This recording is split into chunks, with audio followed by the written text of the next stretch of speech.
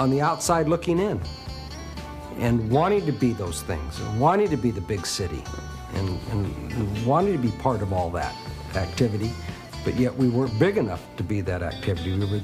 We were the little brother looking at the big brother, and it was neat.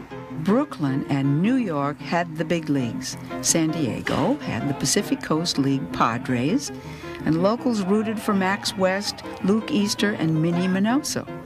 The Padres battled long-lost teams like the Hollywood Stars and Seattle Rainiers.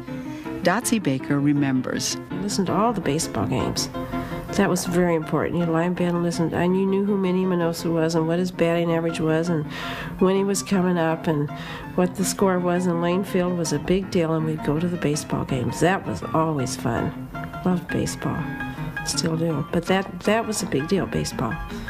A big enough deal that growing up on Point Loma, or simply the Point, often included a Saturday afternoon trip to the Embarcadero to see a ball game. Lane Field was at the foot of Broadway across from the Santa Fe Depot. Afternoons there were filled with bleacher seats, hot dogs, and lasting memories provided by two elderly women who lived in a large mansion in Dotsie Baker's neighborhood. I always thought they were just so refined until we'd go to a baseball game. You remember this? And they'd sit there in their dresses and their garters up to here, and they'd go shh, shh, and I'd look and I thought, gee, this is amazing.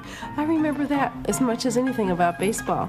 Because people they'd get out there, and whatever they were at home or where they were in a formal place, they'd get out there and they'd just be whoever they were, really.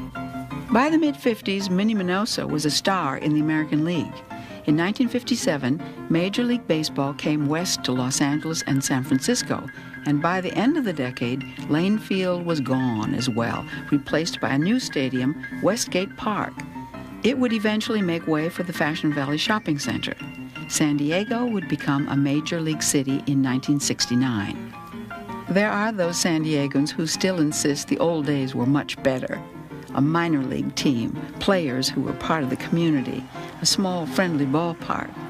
In so many ways, the old Padres and the little Lane Field were the perfect San Diego microcosm in the 1950s. Baseball was who we were back in the best of times.